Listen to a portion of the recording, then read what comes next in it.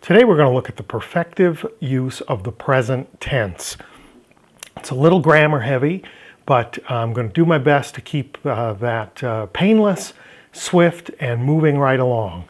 So what do I mean by the perfective present, the perfective use of the present tense? If I say to you, I read books, I'm telling you about a condition that goes on over the course of time. It's continual in nature. I read books. It's something that I always do.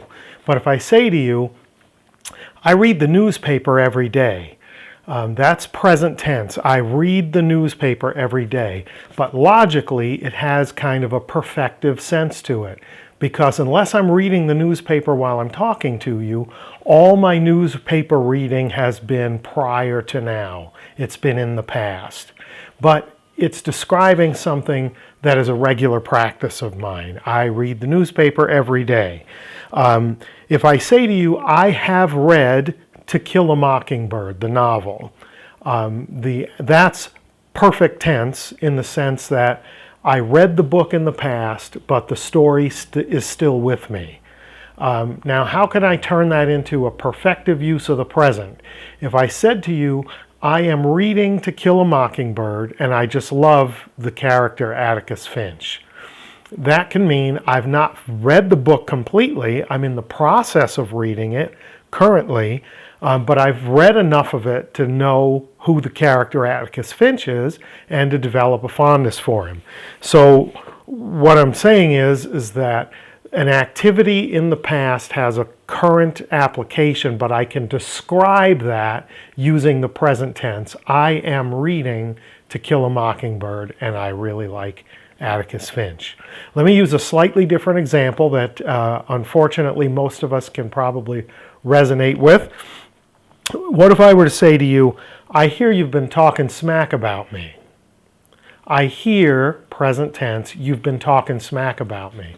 Well, what I definitely mean is, I have heard somewhere prior to now that you've been talking smack about me, but what I heard is on my mind now, right? So it has that perfect tense sort of aspect and power to it.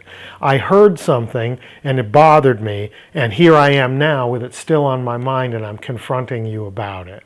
But I say it in the present tense. I hear you've been talking smack about me. And to quote Kelly Kapoor, talking trash and talking smack are two totally different things.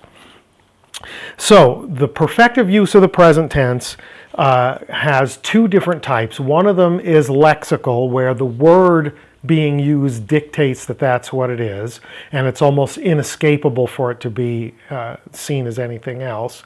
And the other one is contextual, where the thing that you're reading will dictate, will illustrate that the writer, although using the present tense, is conveying something that has a perfective nature to what's being said. Let's start out quickly with a lexical example. It's in 1 John 5:20. I'm going to read it first from the ESV so you get the whole message, and then we'll look at it in Koine. And so we know that the Son of God has come, there's the perfective present, has come, and has given us understanding so that we may know him who is true, and we are in him who is true, in his Son, Jesus Christ. He is the true God and eternal life. It's John 5:20, ESV. I just want to look at that first little half of the verse, that first clause.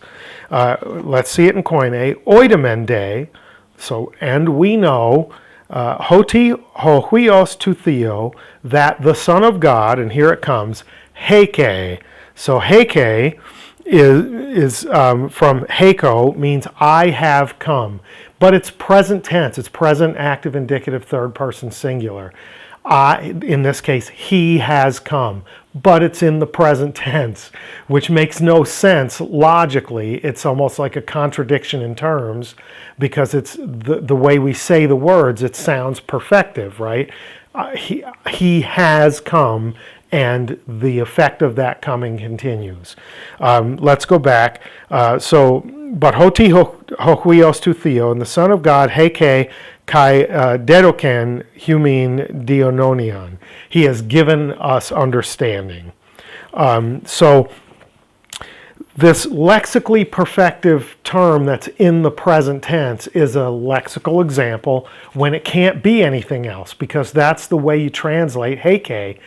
He has come in the present tense. He has come. So as part of our present experience, he has come. We're not still waiting for him to come. He has come. So there's a lexical example. Now let's go on and look at a contextual example, which I think is a great one that Luke really blesses us solid with in Luke chapter 1, verse 34. This is when the angel comes to Mary and explains to young Mary, the mother of Jesus, not yet the mother of Jesus, that she's going to be the mother of the Messiah. And look at what Mary says back to the angel in verse 34 from the ESV. And Mary said to the angel, "How will this be, since I am a virgin?" All right, that fully captures the idea of the verse, but let's look at what Luke specifically wrote. So, pos estai tuto, how shall this be? That's not the important part, but that's her question. How shall this be? Why does she raise the question? Epe andra ou gnosko. Epe andra ou gnosko. Since a man, I am not knowing, or I do not know. So gnosko, present tense, ou negates it. I do not know, I am not knowing. So she said, and what does she not know? Andra, a man, a male, literally. Not anthropos, mankind, a human, but andra, a male.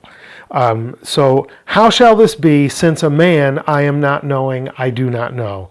So I'm going to say something semi-profound in its obviousness. Virginity is a state of being that exists until it doesn't. Okay? Virginity is a state of being that exists right up until the moment that it doesn't. And so with that being the case, the present tense with its continual force is sort of logically appropriate, right? Her condition, as she describes it, is such that this condition of not knowing a man, that what the angel just told her is going to happen shouldn't be possible. How shall this be, since a man I am not knowing? But here's the thing. If we want to say it with a perfective sense, which we need to have it make sense in English and have it make logical sense for English readers, it would be more like, I have not known a man, and I am still in the condition of not knowing a man. So the ESV translators cut straight to the chase and took out any ambiguity of it and took that concept, that perfective present concept, I have not been with a man and have still not been with a man, and said, I am a virgin. They went straight to her condition, I am a virgin. So why does this matter? Why are we talking about the perfective present tense? Because these are the subtleties of translating one language to another that make word for word literal translations very perilous. So imagine with me for a moment, if you said to yourself, self, I really want to read a Bible that is as word for word literal as possible to the way Dr. Luke wrote the words when he wrote his gospel or any other document in the New Testament. You said, okay, I'm going to get one that is as close to literally word for word as I possibly can. What you could get is, you could go and buy that Bible and you would read a sentence that said something like this, how shall this be, since a man I am not knowing? Well, an unscrupulous interpreter, someone with an axe to grind, or someone filled with doubts, or someone being manipulated, could read that and leave open the possibility of a previous relationship. Well, she doesn't say she's never known a man. She says, I'm not knowing a man currently, present tense. But that's not how a Koine reader would read what she said and what Luke wrote. They would read that present tense with a perfective sense. I have not known a man and still do not know a man. Still do not know a man. I am a virgin. But that's if we want to translate it literally into English, we throw open the gates for the possibility of error, manipulation, and for believers, you would even say you could be throwing open the doors to heresy by ignoring Koine grammar and strictly dealing with it from an English grammar standpoint. A person could read it and say, I don't know a man, and that could mean I am currently single. Like, well, are you saying I need to go find a husband in a hurry to fulfill this promise of God? Like Abram and Sarai, when Abraham and Sarah say, well, God said we're going to have a kid, but we're too old for that, so I guess we better do something with this maid.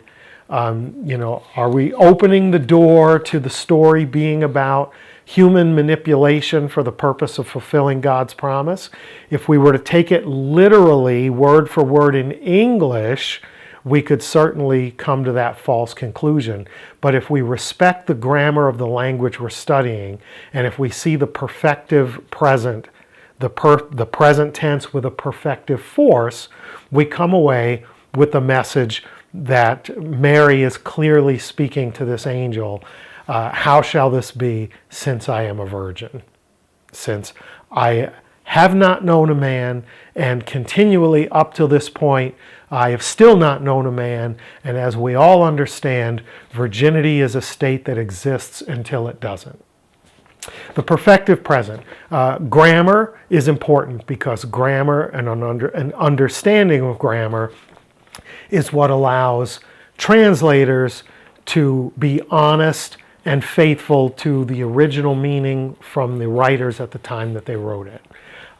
Great stuff, love it. That's why we study the language and not just do word searches and things like that. That's why we have to know the grammar as it was known at the time of the writing, so that we can be faithful handlers of the text that has come to us through the ages. Thanks for being with me today. You know the deal. Like, subscribe, share, comment, all that good stuff. And until next time, Charis Kai Rene, Humane, grace and peace to you.